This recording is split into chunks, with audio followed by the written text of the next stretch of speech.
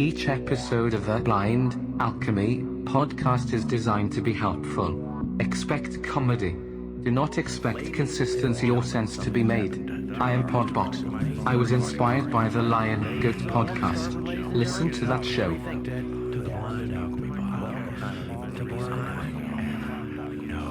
On today's episode, a Kooky chemist, Dr. Professor Theolodius Frunk Ph.D. returns to be throttled again by Blind Alchemist in a continued debate comparing the 7 stages of the alchemical process with the 6 fundamentals of chemical phase transitions.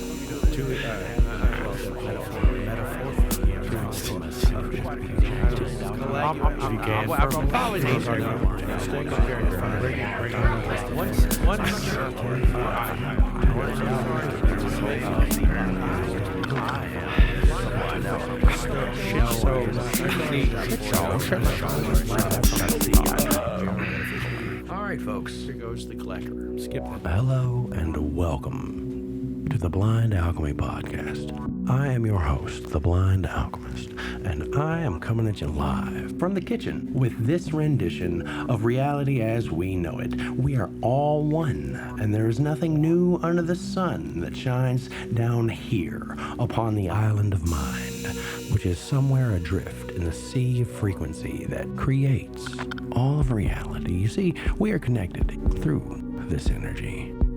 Now, I would like to thank you for joining us today. Again, I've instructed you the last time that I was here in the studio. I do not need you to direct me to the microphone. I clearly can see it's right there. I do not need your help with the headphones. I told you before, I don't like people touching me. Please. Okay, Patricia, is everything settled in there? Is Mr. Frunk positioned where you like him? No, thank you. Thank you. You know he doesn't like being touched, obviously. Okay, all right, good. Hello. Ladies and gentlemen, welcome back once again aboard the Isle of Mind as we drift and sail across the seas of energetic frequencies that, is our reality. Once again, joining us today is Professor Theolodius Frunk. Theolodius. It's Theolodius. The only professor with Frunk in his trunk. I promise you. He's the best guy we got here for chemistry. MIT graduate, Harvard graduate, Julianne. No. You didn't go to Juilliard, did you? No. Not Juilliard? Did you? We talked about last time, Caltech, Yale, Sorbonne, MIT, Boston College. Oh, yes, that's right. I didn't know cows had a college, but that's okay. Say again? I didn't know cows had a college, but that's good that you are up to date with the cows and bovine education. California. It's in California. Oh, okay. Well, thank you. That was educational. I had no idea California had a college. Yes, it's the California Technical Institute, Caltech. Okay. Well, that's fine. That's fine. Today we're going to pick up where we left off last time with Professor Frunk in the breakdown of the alchemical processes, comparing them with the chemistry processes. How are you feeling today, Mr. Frunk, Professor? Well, I'm feeling great. Thank you for having me on the podcast again to finish up our discussion. As a highly knowledgeable and esteemed professor of chemistry, it's highly imperative to address the fallacious nature of alchemy. Alchemy, with its pursuit of transmuting base metals into gold and the creation of an elixir of immortality, is pseudoscience that lacks empirical evidence and a rational basis. The stages of alchemy, including fermentation and distillation and coagulation, are merely symbolic processes devoid of any genuine chemical significance. No, I disagree, sir. Like we've said before last time, there are multiple ways to look at this as a laboratory science, which is the grandfather of your favorite subject, chemistry. Also, you can take a look at it where it's a spiritual transmutation and not so much a physical one. And you're telling me it has no validity. That's another argument for another time. Now, whether or not the old alchemists of days of yore were able to really turn lead into gold, I don't know. I would hazard a guess that John Dee was more than capable of doing so. What are your thoughts on that? Now, I would say, in contrast, the phase transitions of chemistry, such as condensation or sublimation or deposition, are well-established phenomena supported by the scientific principles and empirical evidence. So you're going to stand there and tell me that there's absolutely no way lead can turn into gold? Condensation is the transition from gas to liquid. Sublimation, the transition from solid to gas, and deposition is the transition from gas to solid. Now, you'll note that none of these are solid to solid transformations. However, these phase transitions are thoroughly understood and can be explained using the principles of thermodynamics, as I explained last time, and molecular behavior. There is no description of molecular behavior that describes the transition of gold to lead or lead to gold, unless we're talking about the immense temperatures and pressures within the side of a giant exploding star. Now, in that case, it might be possible, like the birth of our universe in the Big Bang or something like that. Then you might see this sort of transition that you're talking about having in alchemy. But there's no way you can have a Big Bang inside your lab. I disagree. So we have hydrogen colliders, 3 of them on the planet right now doing the exact same thing. But that's science, not magic. Is that what you're saying to me? It's not exactly the same thing. You're correct that there are immense amounts of pressure and immense amounts of acceleration and extreme amounts of energy exchange that are happening inside these colliders, but it's not the same thing as the Big Bang, sir. I must implore that you understand that the Big Bang is a description of the creation of the universe, sir. Not our measly, tiny little planet upon which we are mere ants and tiny little beings. They have nothing to do with the size of the universe. Okay. Since we're on the subject of the Big Bang, why don't you break it down for us? What exactly happened? Tell me how nothing became everything in a matter of, well, moments, and why that's more believable than God. Well, I'm not suggesting that is either more believable than God or indeed that everything came from nothing. I don't think that that's necessarily the case. Well, in a nutshell, that is the Big Bang. Suddenly, nothing bursts into everything. The Big Bang is the theory that simply describes a very rapid expansion after a magnificently large explosion or some type of event that caused the amount of matter to disperse in such a way that is unfathomable to any of the other experiences that we've ever seen in the material universe. It doesn't necessarily mean that there was nothing before. In fact, it implies that there was a lot before, because there would have to be something to have such a large reaction.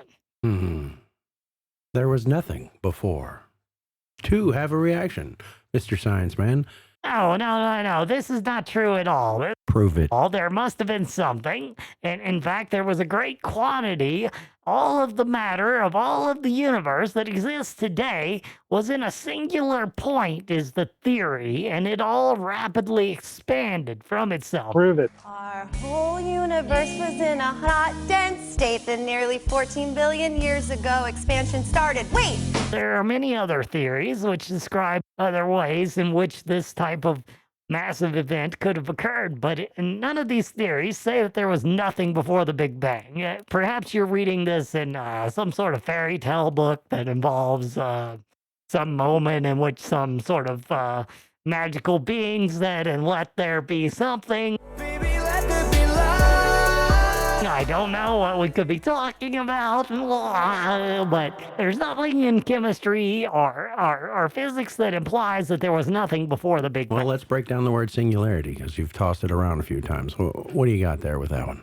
Well, the term singularity, it simply means a point at which there is only one physical condition, the quality or condition of something being singular, or a trait marking one as distinct from the others, a peculiarity perhaps, or something uncommon or usual. These are typical definitions of singularity, but what we mean in physics with singularity, it refers to a place in the universe where our laws of physics simply break down. everything that we know today or that we've observed in physics today would break down in a singularity. It's a theoretical idea as much of chemistry or physics or any of these things are.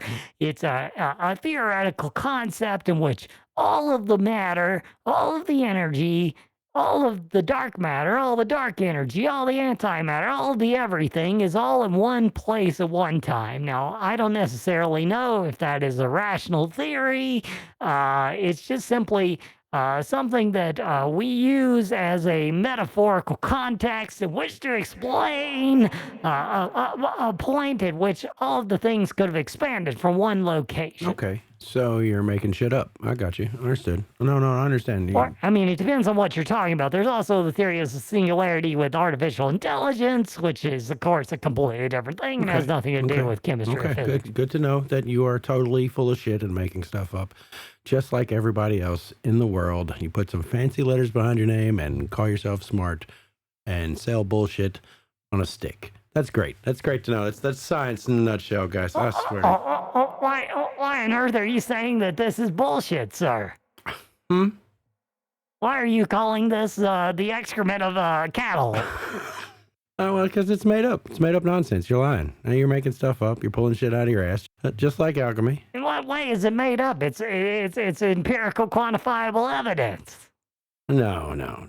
You can't quantify the one thing that matters, and that is spirit, ether, truth. Well, let's talk about this concept of ether, okay? Are you talking about an ether like what we have in organic chemistry, where we have ethers being a class of compounds that contained an ether group, an oxygen atom, which is connected to two alkyl or aryl groups? Is that what we're talking about? Tell me what you mean by ether.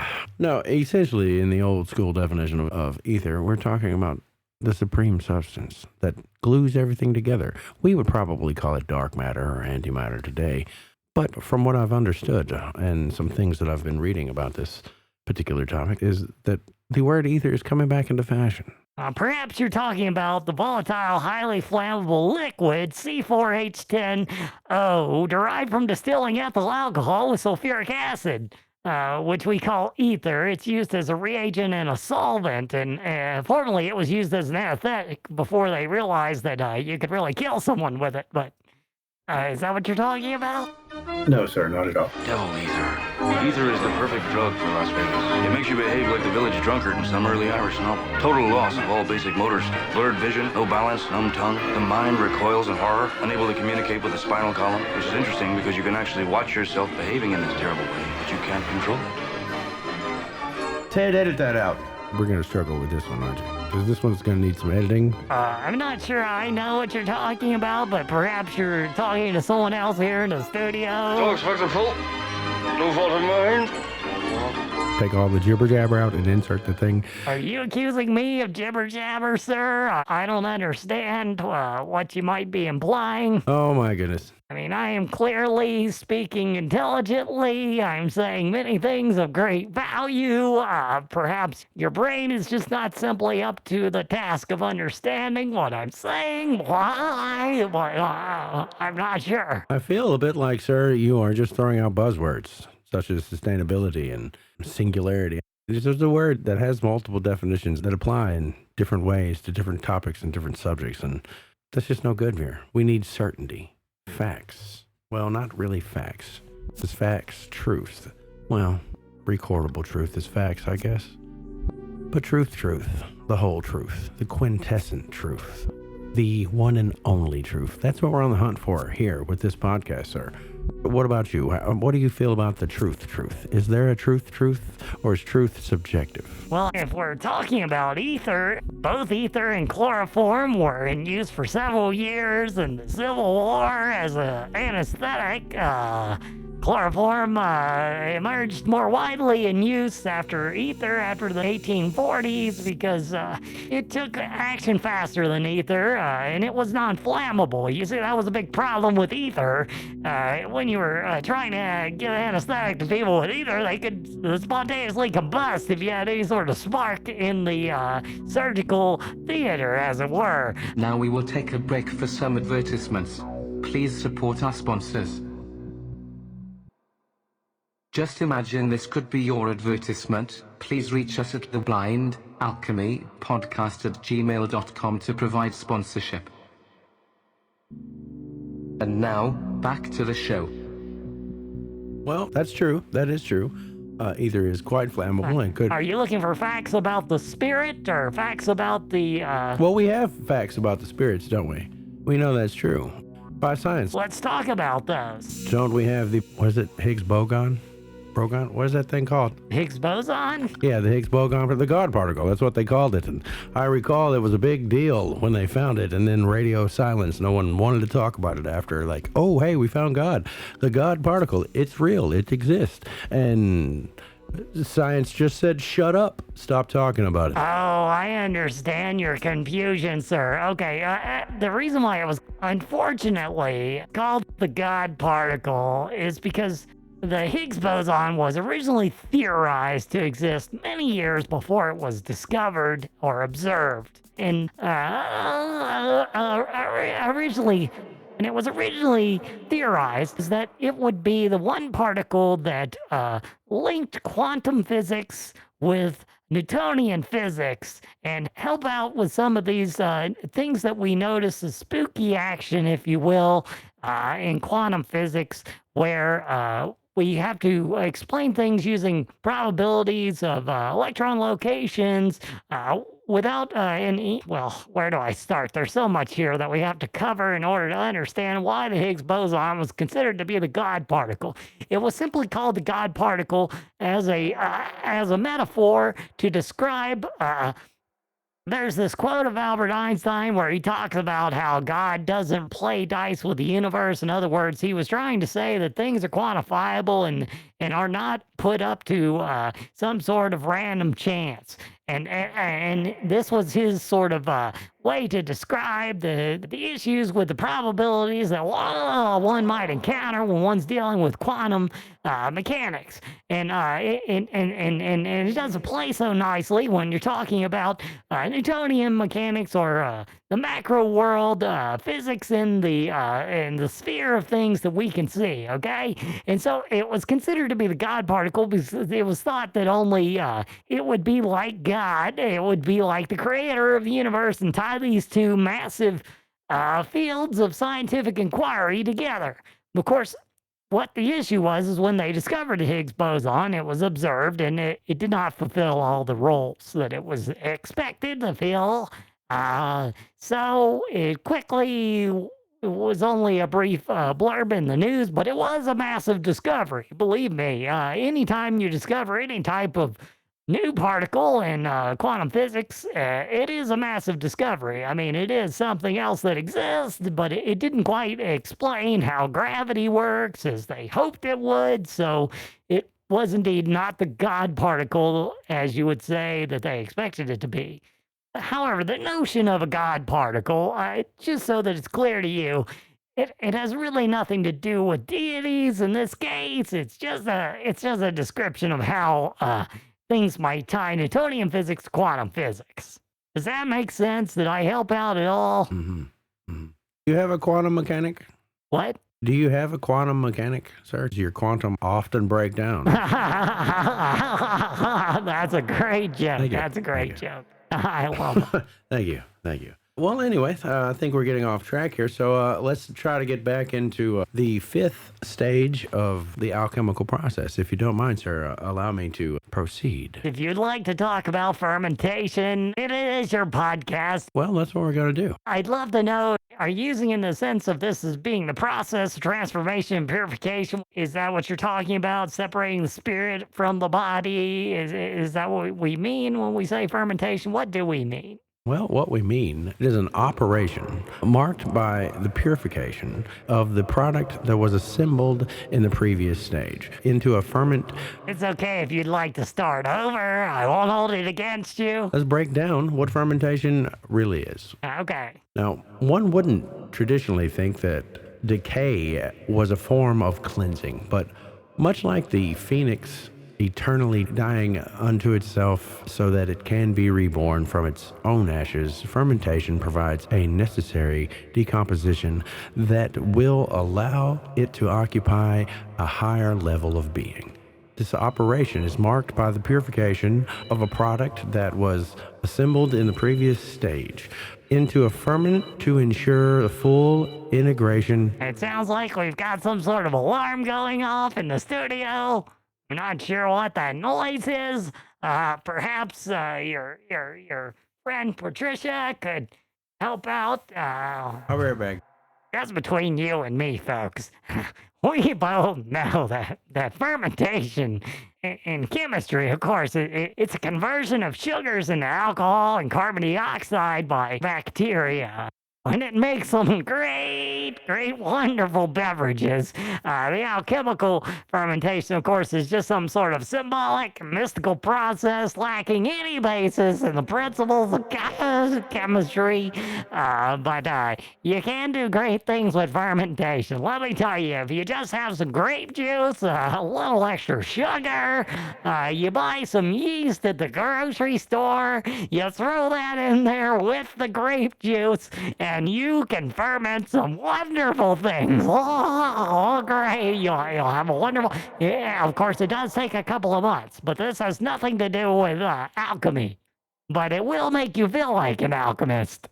Especially if you don't disinfect your bottles. It's very important that you disinfect the bottles. You can get very sick from the yeast, and you will experience a alchemical process. What an alchemical process we experience that way? Tell me. I would call it hallucination and extreme food poisoning. That sounds like a sickness, not a process. Well, most things that cause you to hallucinate are actually just toxins which are having a reaction with your nervous system in your body, your endocrine system, your nervous system. These react very badly to different kinds of food poisoning or other toxic substances, which can make you feel like you're quite a wizard. Isn't everyone a wizard? I feel like a wizard some days. What about you, Ted? Well, just because you're wearing a pointy hat with that robe with stars all over it and waving a wand around doesn't actually make you a wizard. I mean, it's a great cosplay. I mean, I like your long white beard looking like Merlin. Yeah. Well, the cartoon Merlin. Yeah. The Disney one. Yeah, that one. Okay. Sorry. We got off track. I'm pretty sure that's a straw, not a magic wand, and I'm pretty sure that's just white powder on his beard. It's not supposed to look that way. He had a bit of a spill as I was coming through the door. It was like a puff of smoke in there, but it was just a bit powdered. I don't know, but it's left me feeling quite odd. I'm sorry. I hope you're feeling all right or well enough to continue. Oh, yes. I just feel so invigorated. I have no idea. Okay. Well, I'm glad you're invigorated and happy to be here and enjoying your time and this discussion with me. Have we covered fermentation well enough there, sir? I feel like you've gone on a minute. I don't think you covered it at all. Oh. I think maybe you got distracted by some sort of alarm noises in the background. Perhaps, I don't know. I was hoping that might have been Samantha calling me back, but it was not. No. Oh, I forgot to ask you, how did your date go? Well, I did inquire. I did wait the appropriate week and a half before you call, and then I did make the initial contact. I reached out. I attempted contact, as they say, and I'm still waiting for a response.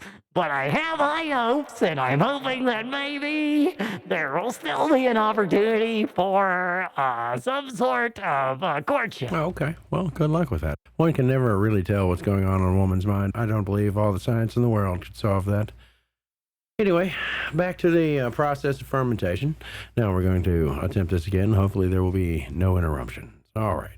One wouldn't traditionally think of decay as a form of cleansing, but much like the phoenix, eternally dying unto itself so that it can be reborn from its own ashes, fermentation provides a necessary decomposition that will allow it to occupy a higher level of being. The operation is marked by the purification of the product that was assembled in the previous stage. What exactly is that product that we're talking about in the previous stage? What are you referring to? What, didn't you listen to the last episode? Come on. Well, I recall that you were telling us about conjunction, but it's not quite clear to me. We were discussing the dimensions of consciousness, intellect, and logic, and how that had something to do related to the spirit, but it wasn't clear to me what exactly those reagents or those outcomes of each of these phases of alchemy are. It's still unclear to me exactly what it is that we're conjuncting, if you will. Well, I apologize that you're not really up to speed on this. I feel like your education has failed you, that you can't understand higher concepts. That's odd for a physicist with 3 PhDs. I have earned at least 4 PhDs through the normal route, and I have 1 additional PhD I that... feel like this is a really heady thing. It's really hard to explain. It's a rough topic. It's not for everybody.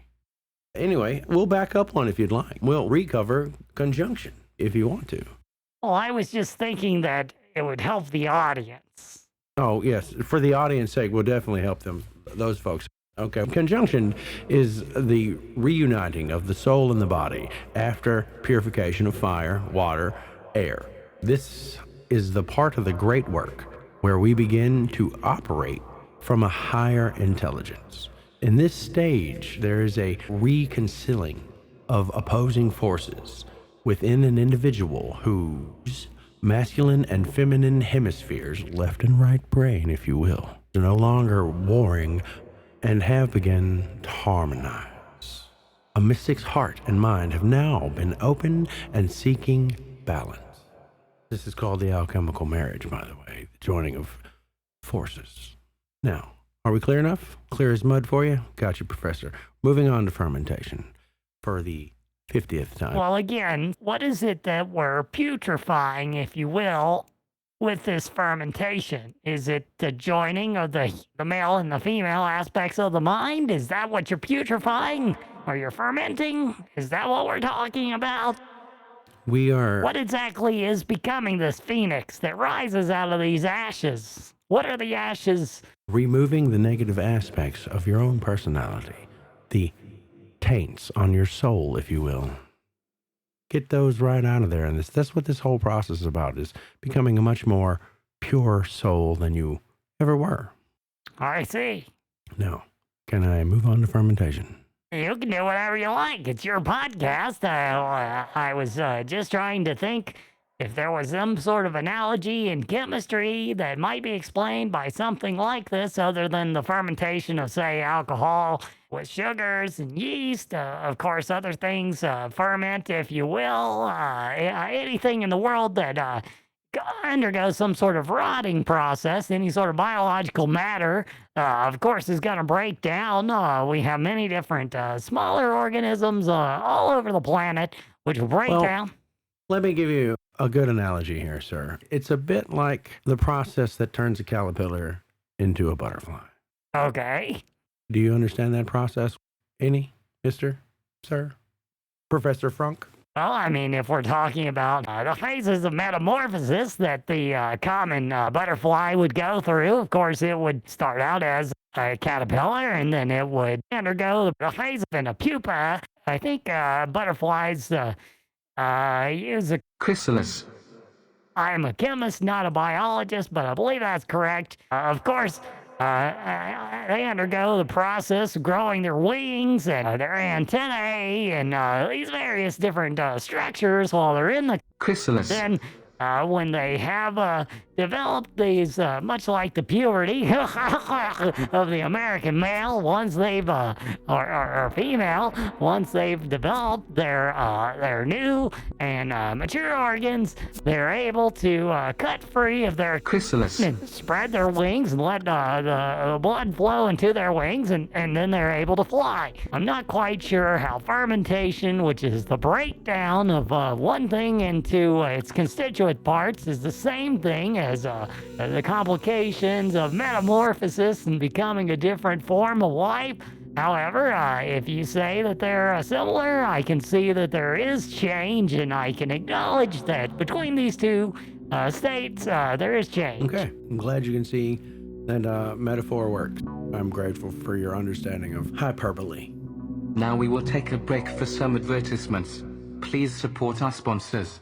Just imagine this could be your advertisement. Please reach us at theBlindAlchemyPodcast@gmail.com to provide sponsorship. And now, back to the show. Did we move on? I think so. I think we'll move forward a little bit, sir, if that's all right with you. All right, great. Again, I am just a guest here. Would you enjoy learning about distillation? I would be pleased to learn about distillation. Okay. As we both know, distillation in chemistry, of course, is when we distill one substance from another substance. Well, good. Now, in alchemy, distillation would be distilling the pure essence from that little mess you made in the processes prior to this one, okay? When you've pulled yourself apart emotionally, mentally, physically, and then swirled it around in the fluids of life, reduced by the flames of existence. Distillation brings out your purest self, your highest essence, your quintessence, that higher self that we've all been looking for, I believe, or at least we have here at the studio, whatever mind and method we prefer to use. And that is alchemy, and that's why we've chosen this. It's all metaphor, right? You said, no, Ted, that is the wrong word. Metamorphosis, that's the right. Thank you for holding up the cue card. Slow it down, break it down.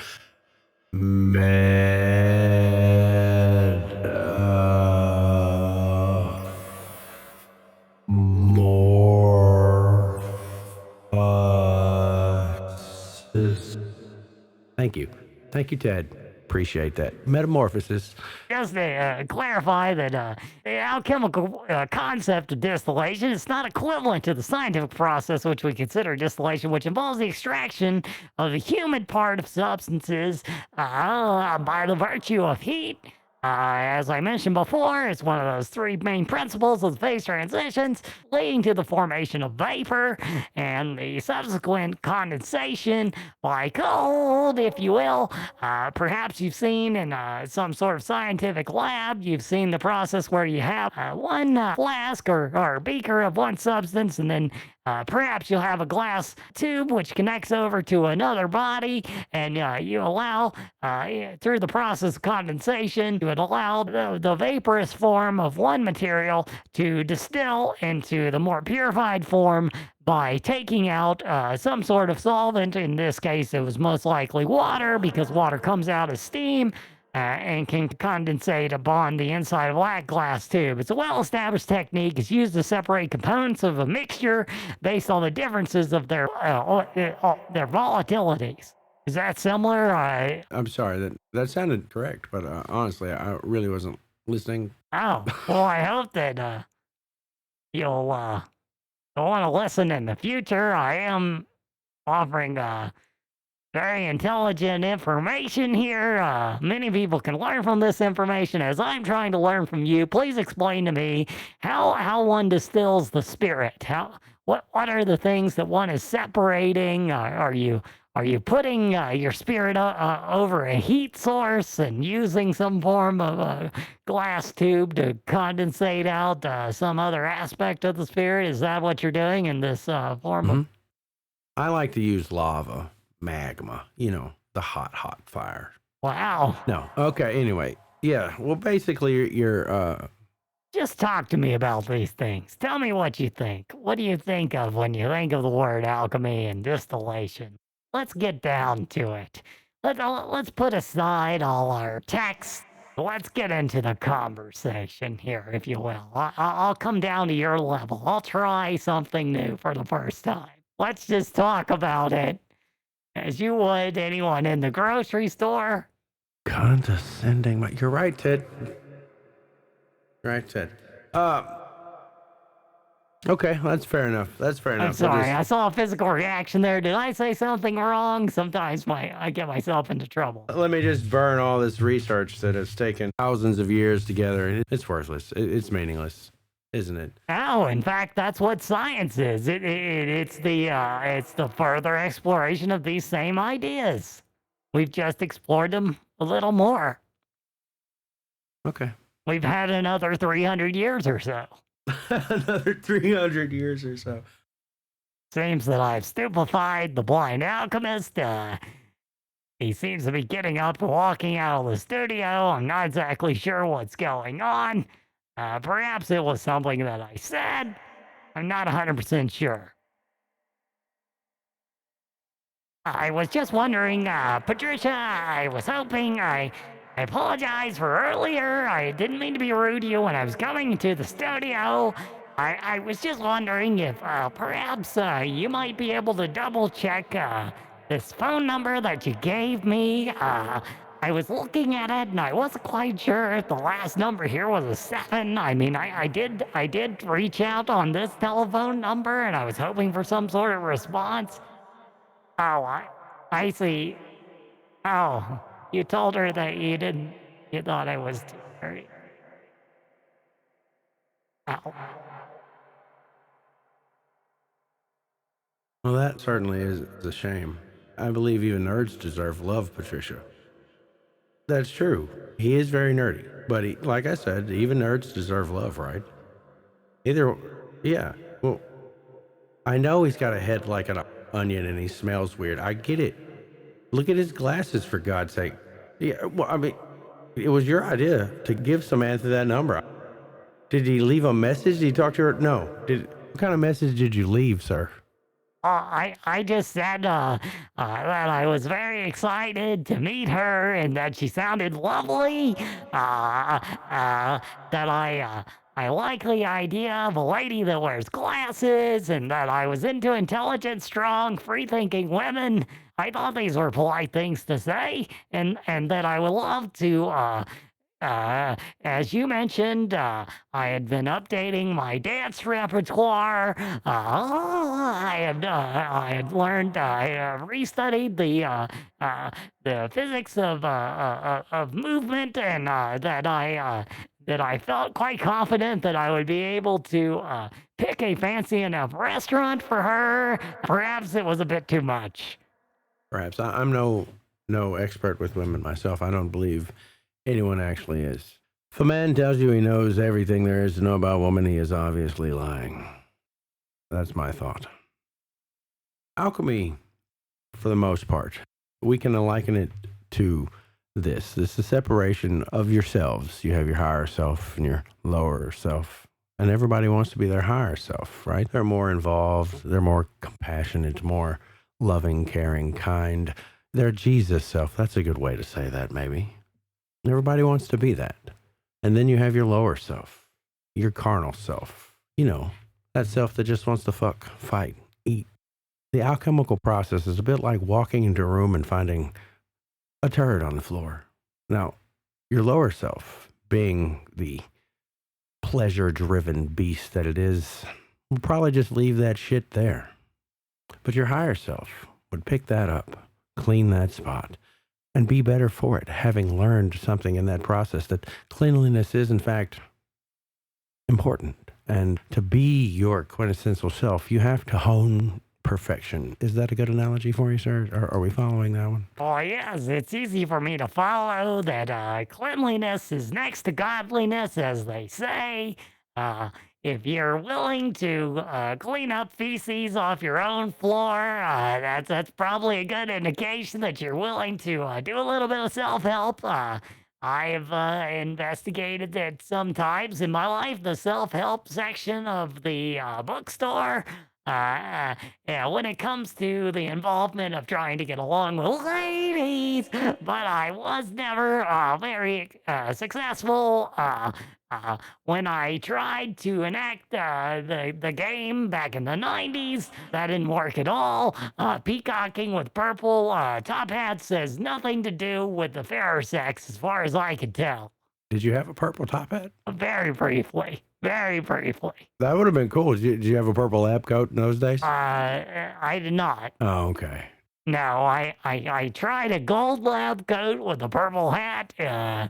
It was, I thought, a very well color-coordinated system. In fact, it reminded me of some of my favorite reagents and some great neon lights that I love to electrify in my spare time, and my Tesla coil, which puts off a very nice purple hue. However, it did not work at all with the ladies. I'm sad to say. Were there ladies in the laboratory at this time? Have you ever been around a lady? Of course, yes. There's many female scientists in the lab. It's an equal opportunity employment area at all the universities at which I work. Okay. All right. Well, so you have in fact been near a woman, like 5 feet, 20 feet? What's your range here of contact with a person of the opposite sex? I was just near Patricia when I came into the room. I would say she was within 1.5 feet. That I would say is probably the closest I've been to a woman other than my mother in quite some time. Well, that's a fairly close approximation. Yeah, I thought we were quite proximal. Quite proximal. Fairly close for you, yeah. Did your palms sweat? Knees weak? Was the mom's spaghetti on your sweater already? No. Put your feet on the floor. Is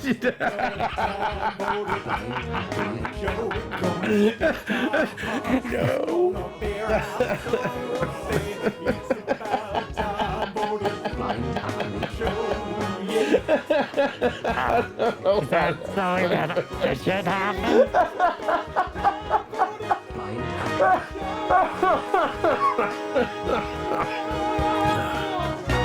So you were in fact not ready for the rap battle in the laboratory that day. Okay, we're moving on. All right. Our body, mind, and soul are the substance being concentrated for this duration. That's what this whole process is about. You know what I mean? Are you understanding me? It's hard to nail down good metaphors for things that most people don't even believe in, like spirit or science. So open communication is awfully hard because you never truly understand another person's perspective. Am I right? Do you find that is true? I find that to be quite true. I've never once understood another person's perspective in my entire life. In fact, I'm often find myself just asking endless questions about other people, like why on earth would a person do that? What are they thinking? Yes, that's a common experience for me. Well, I think it happens to everyone, regardless of IQ. You said your IQ is 337. Isn't that what you said?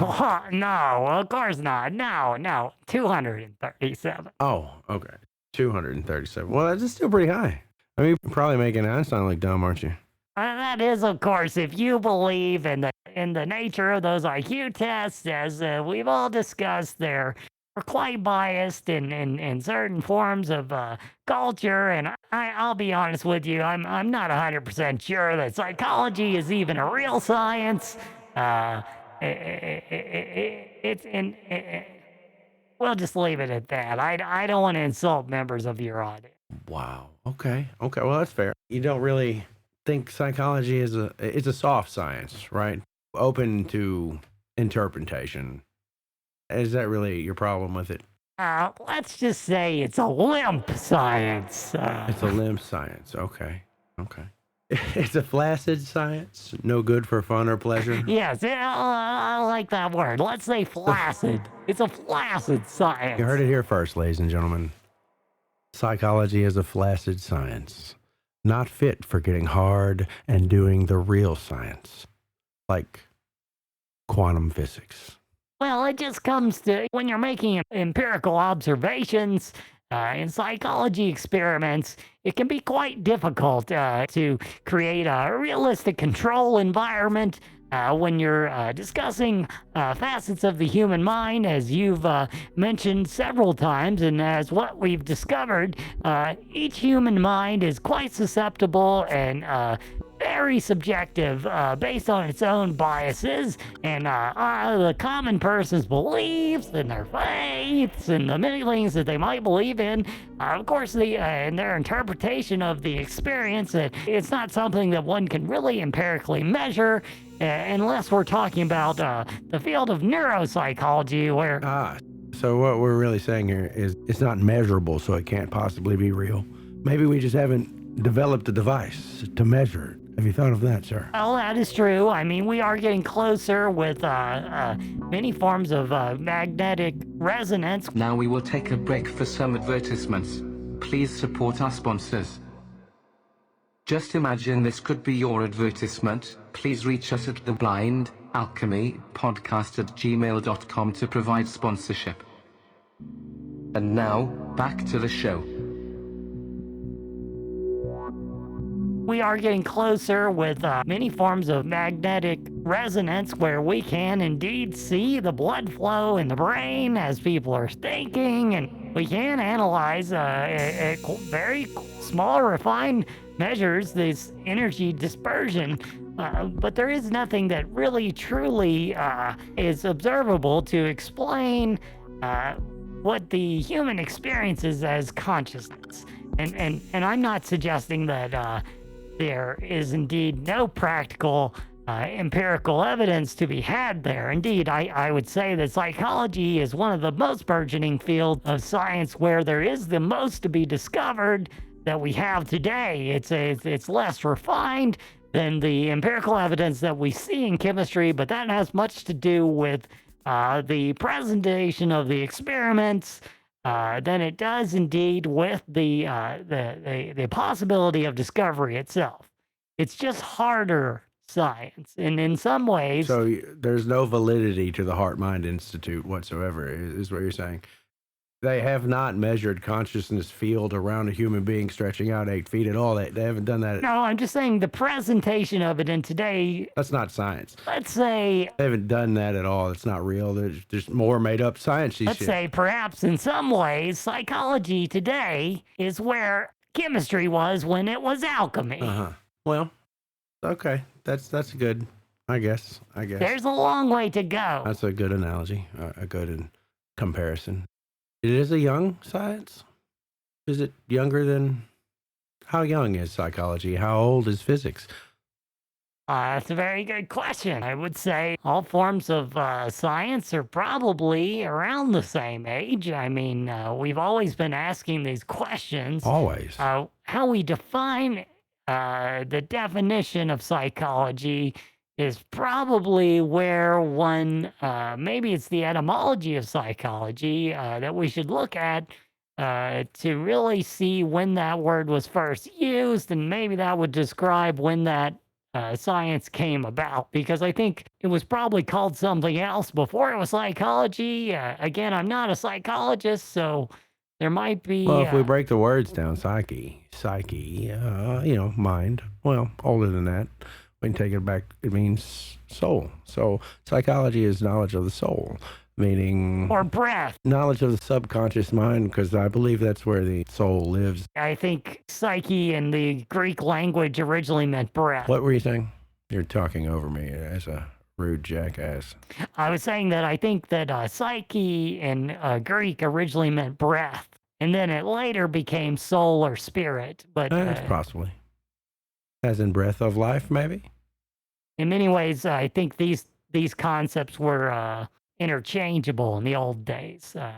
Breath, soul, spirit, these different things. It also means plan. Logos, of course, means speech or word or reason. Mm-hmm. How do we get from soul to mind? Psychology, indeed, is the study of the knowledge of the soul, right? Well, but in modern terms, we consider it more mind than soul, I think. According to neurolinguistic programming, NLP, it's also, I guess, a flaccid science, neurology of the brain. It deals mostly with the subconscious mind, making changes, rewriting the subroutines of the human mind that, the habits, your base habits, the things that you've learned that you really aren't good for you and that you don't know you do.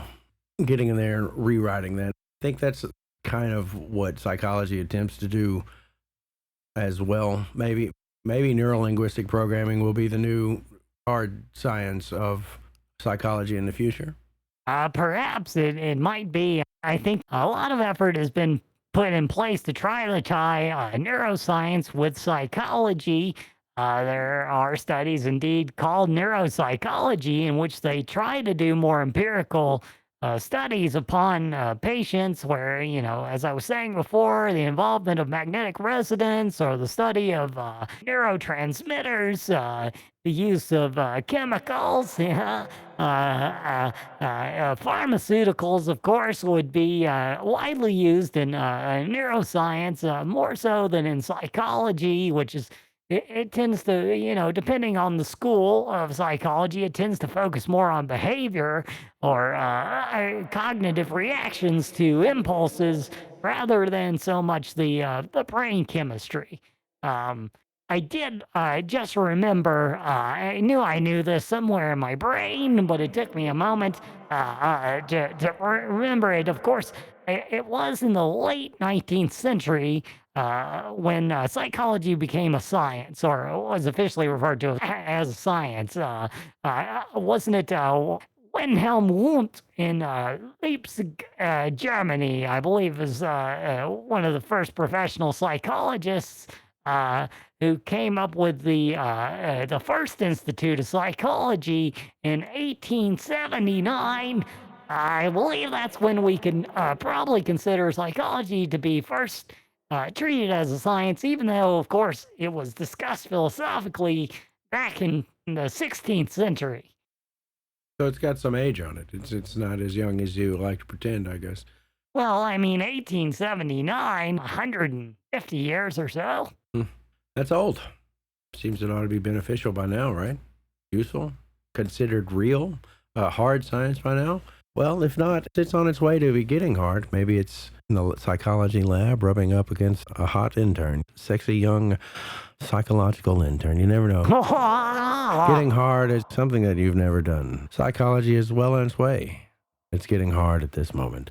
Should I continue this innuendo? I would rather not speak about whether or not I've had erections near women before. That I was just simply making the point that, as we both well know, physics was studied as early as the 17th century, and I'm sure chemistry as well. Good to hear. Good to know. That science has been around a long time. I like to think that some of these sciences that we have today are bits and pieces of the old mystery schools that the ancient Greeks and Egyptians had around, kicking around. They had their universities of sorts, learning, teaching these things that we basically ignore today and take as foolish fodder and even evil, perhaps. Knowledge is knowledge. I don't think knowledge in itself is good nor evil. It's its use, its intention. Well, I don't know. You must speak for yourself. I myself find it greatly invigorating to my spirit to learn new things. Of course, that's why I have so many different degrees.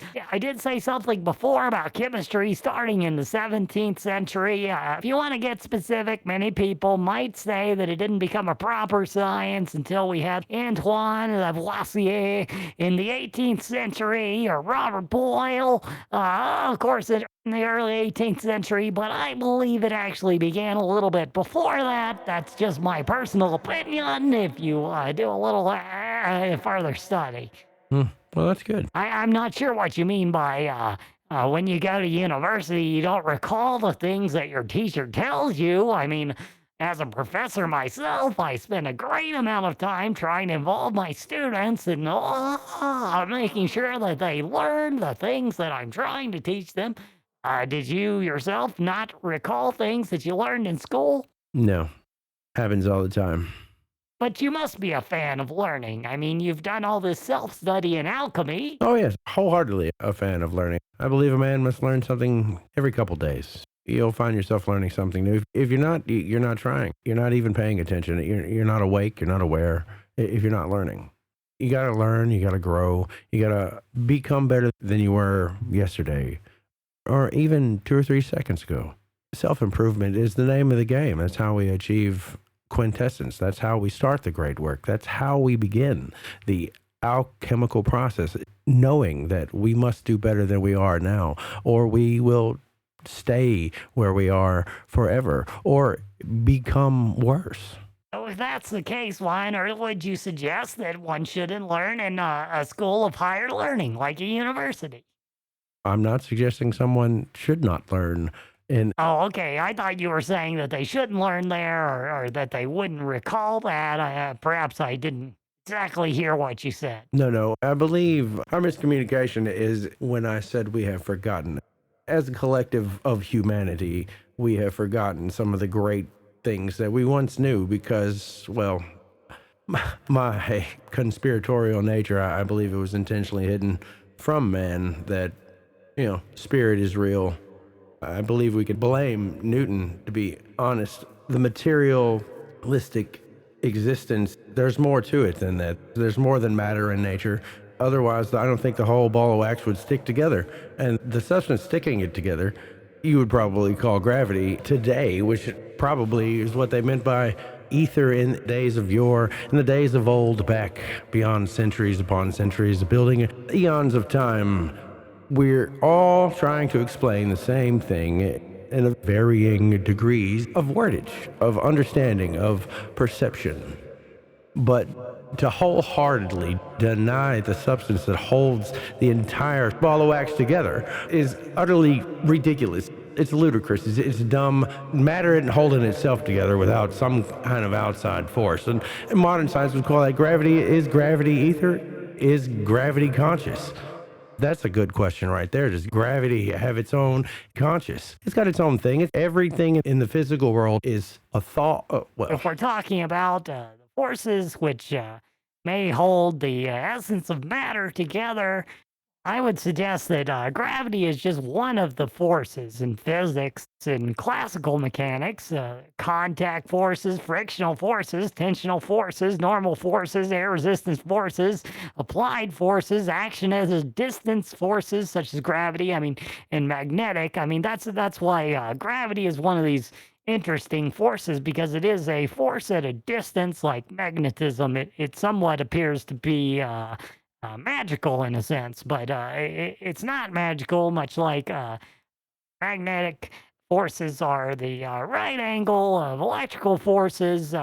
One might conjecture that there might also be some sort of right angle force to gravity. Of course, we do have the strong and the weak forces as well in physics. There are many different forces in the universe which hold things together.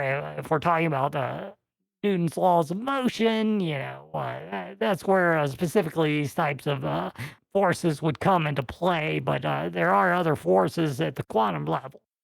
Well, what are the quantum forces? Does gravity apply on the quantum level?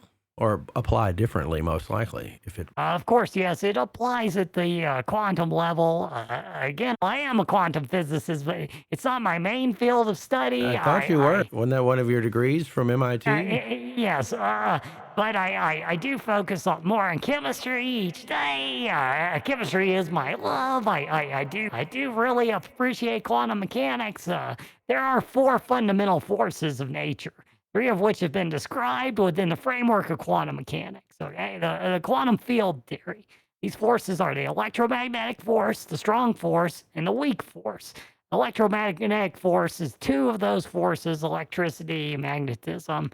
They are, of course, responsible for the binding of electrons to atoms, allowing atoms to work together to form everything that we know. The strong force affects the particles inside the nucleus, while the weak force is responsible for radioactive decay. However, the 4th fundamental force, gravity, is not fully accommodated within the framework of quantum mechanics. It remains a subject of active research. People are still trying to understand gravity.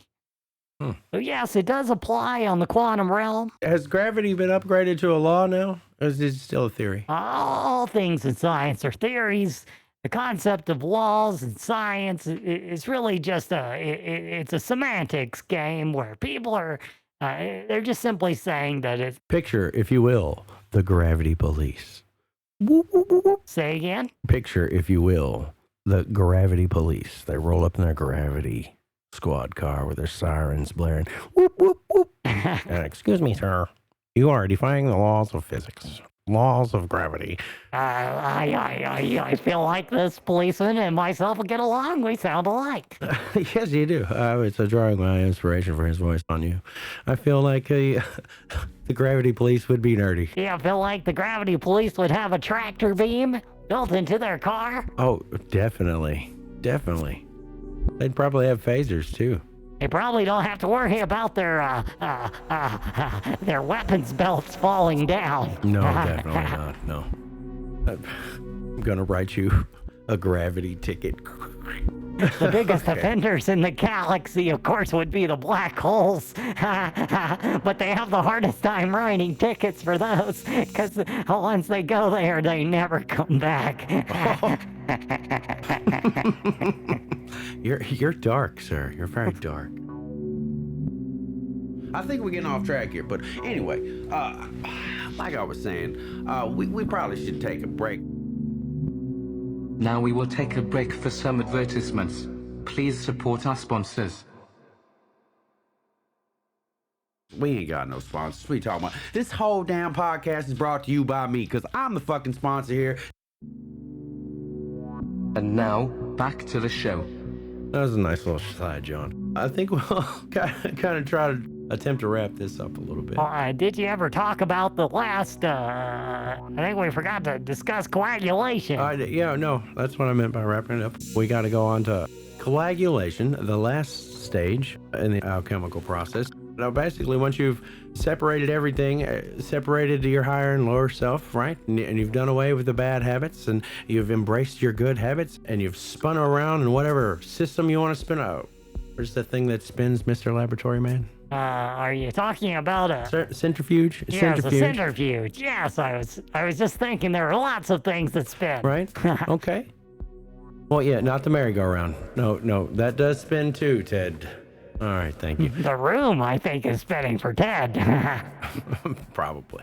Once you've separated that stuff and now done away with the bad, embraced the good, well, embrace the bad and strengthen the good. You take the bad, you take them both, and there you have the facts of life. You start to coagulation, back into a solid form, a solid way of perceiving and understanding. Now that you have gained new understanding, new knowledge, you can move forward with this coagulated being that you are now becoming. And then you go forward. And you know what? About 3 steps later, the process starts all over again, because you've realized, oh, well, that wasn't pure enough. We're going to have to start this process all over again, back to the start. Buddhism calls it polishing the mirror. You know, you'll never be done. You'll never be done. I think that's why they call it the great work. What do you think? Well, of course, I think that coagulation is a blood clotting. Just re-solidification, that's all. It's an essential process that prevents excessive bleeding. When a blood vessel is injured, it involves the interaction of platelets, which are, of course, a type of blood cell, proteins, and the interaction of the platelets and the liquid part of blood, which is called plasma. The platelets form a clot. And of course, this would occur within a coagulation cascade, which is a series of chemical reactions which involve clotting factors and leads to the formation of fibrin, a protein that weaves through the platelet plug and reinforces it, forming a stable blood clot. I'm not quite sure which aspect of the spirit would be working in this type of coagulation, but of course, we want to always prevent excessive clotting. We wouldn't want that to lead to thrombosis or stroke. So coagulation is very important for the body. It indeed is a vital process for our healing. It helps us resist infection. So I would say that it is indeed important, but it is interesting to me that it's referred to in the stages of alchemy. Here's a little historical fact for you. Did you know that William Crookes was the discoverer of plasma, blood plasma? Did you know that he was a black man and also died on the steps of a whites-only hospital? I did not know that. Are we talking about William Henry Crook, one of President Abraham Lincoln's bodyguards? No. Okay. No. I don't know if he could have been, was he? I don't know. I don't have that knowledge. For Ted, your research is shitty, okay? It's a good quick thinking, trying to educate the folks out there in Radio Land, but get all the facts. Perhaps we're talking about William G. Crook, who wrote a book about the connection between excess Candida albicans in the gut and the multitude of health problems. I don't know. My notes don't give him that. Ted's not a good note taker. It just says plasma was first discovered by William Crookes in 1879. So we've had that a while. We've had that just as long as psychology and physics, hasn't we? Well, not physics. It began in the 17th century. But how do you spell this gentleman's last name? Crookes.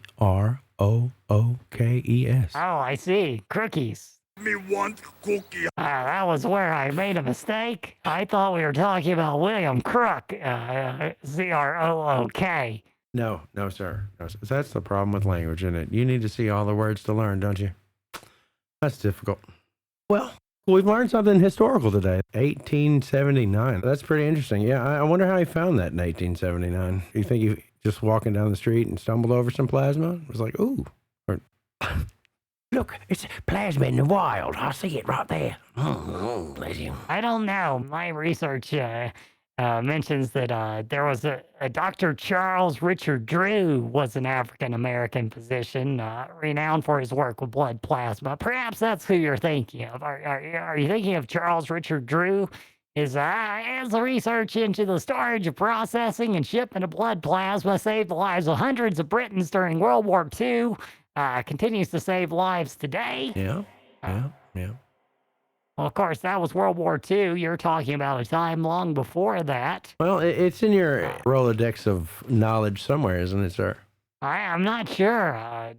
Well, you're not really a bloodologist, are you? You're more of a chemist. So it's a crossing of fields. You may not have the exact knowledge on the subject. Yes, I am the first to admit there are many things in the world that I do not know. I'm always trying to discover more. I'm always looking forward to learning more, so thank you for the education. Well, that's what we try to do, right? We try to help motivate, inspire, and educate around here. We here at Alchemy Labs, we believe in edutainment. You know, we try to be educational and fun at the same time.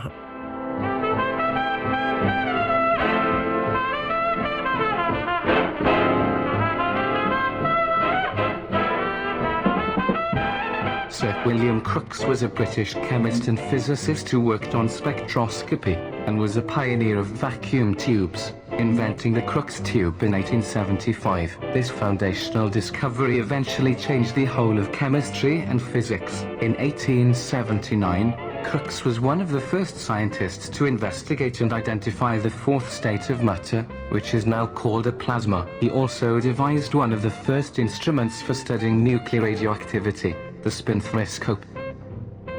Blood plasma was already well known when described by William Harvey and Amorta Cordis in 1628, but knowledge of it probably dates as far back as Vesalius, who lived between 1514 and 1564.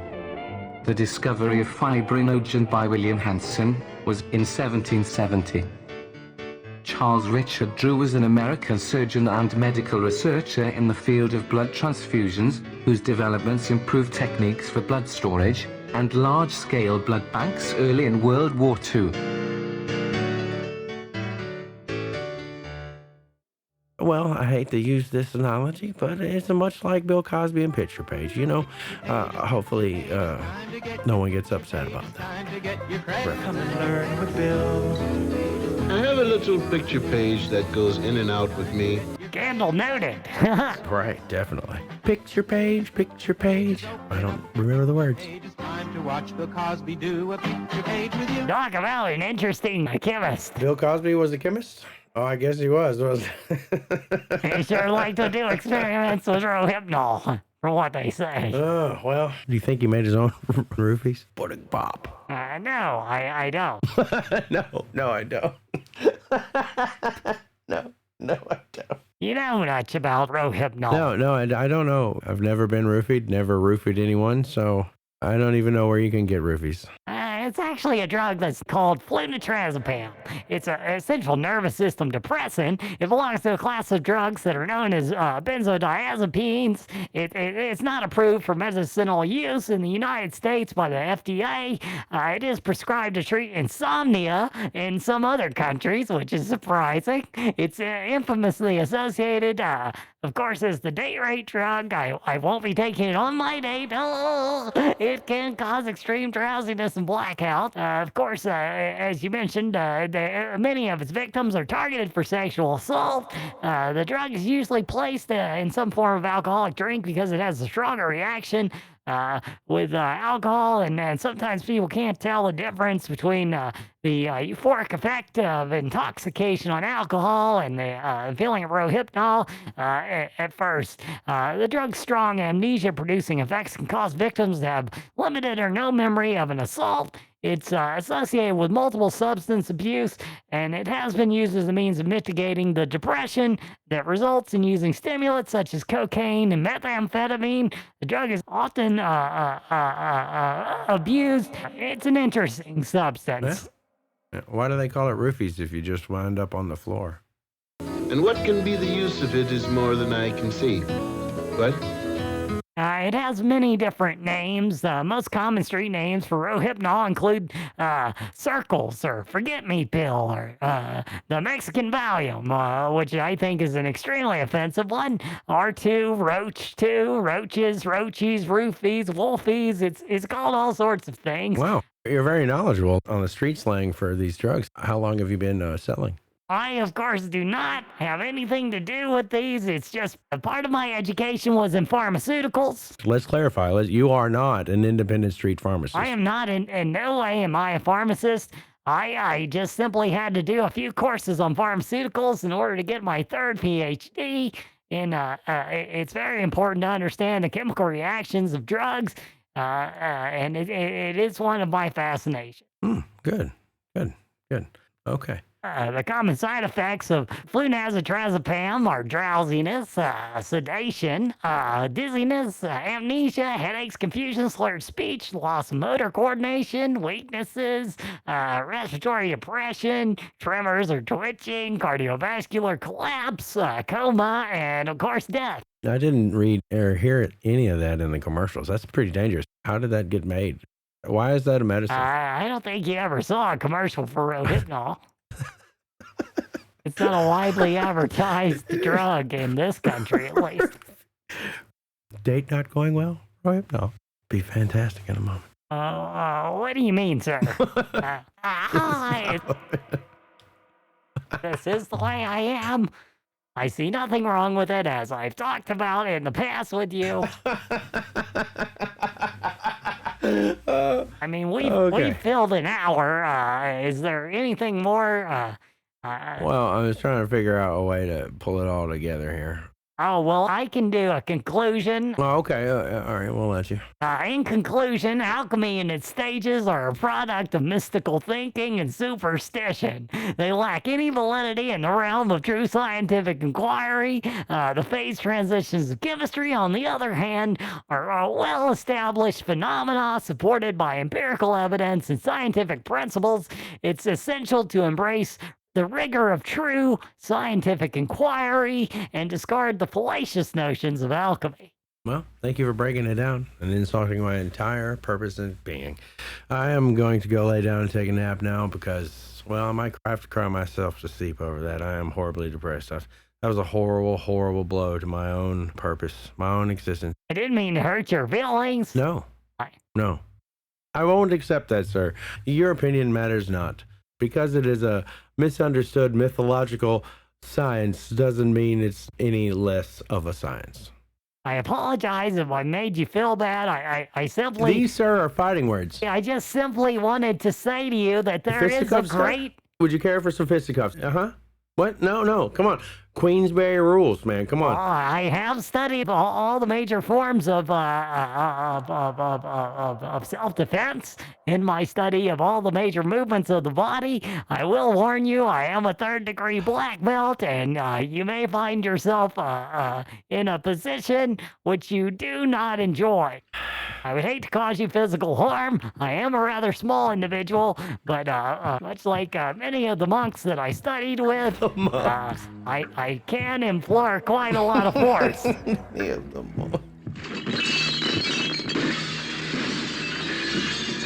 Okay. All right. Well, calm down. Hey, you're right.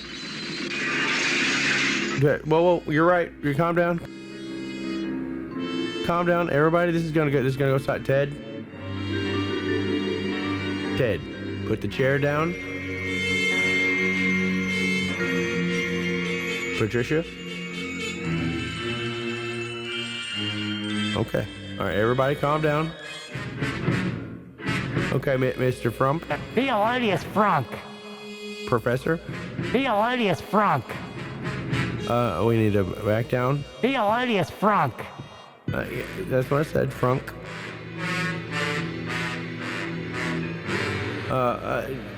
Just let's take a breath.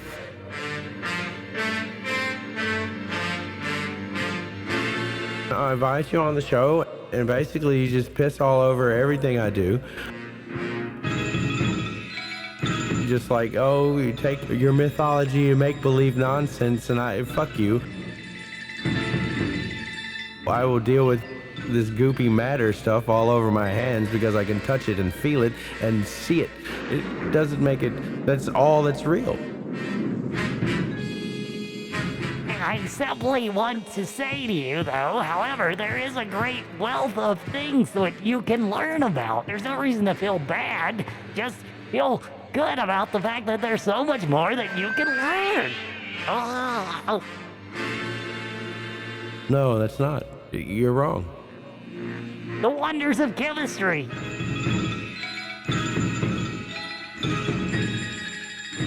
Okay, yes, you heard it here first, ladies and gentlemen. Learning is all that you can do. It's the most important thing in the world. So go learn chemistry, go learn science, go learn pharmacology, and make better drugs than Rohypnol. That's not a good drug to make, folks. Yes, do not roofie your friends. It's not a fun game. Don't roofie your friends. No, it's not a fun time. Let's not do that here. Very illegal. Thank you. Very illegal. The gravity police have spoken. It is super illegal to roofie your friends. Well, let's wrap this up. Thank you, Professor, for almost getting in a fight with us today, for being here, for breaking us down, for telling us everything you know. Thank you for having me. Oh, my pleasure. Thank you, listeners, for... My joy to bring truth to the world. Yes, it was a good time bringing truth to the world. Light in the darkness, showing the path of the way. That's what we try to do around here, folks. And we appreciate you tuning in, joining us here aboard the Owl of Mind, sailing across seas of frequencies.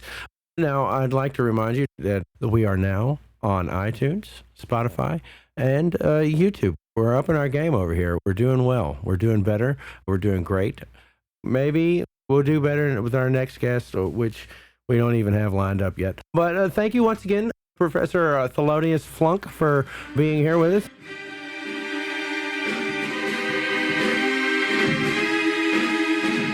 Theolodius Frunk.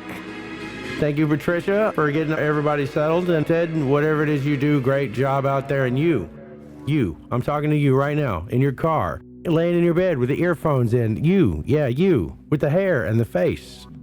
Be good. You're doing great. Way better than you think you are, I promise you. Thank you for joining us here on the Blind Alchemy Podcast. We would love to receive your feedback and your questions for advice. Please email us or send us a voicemail.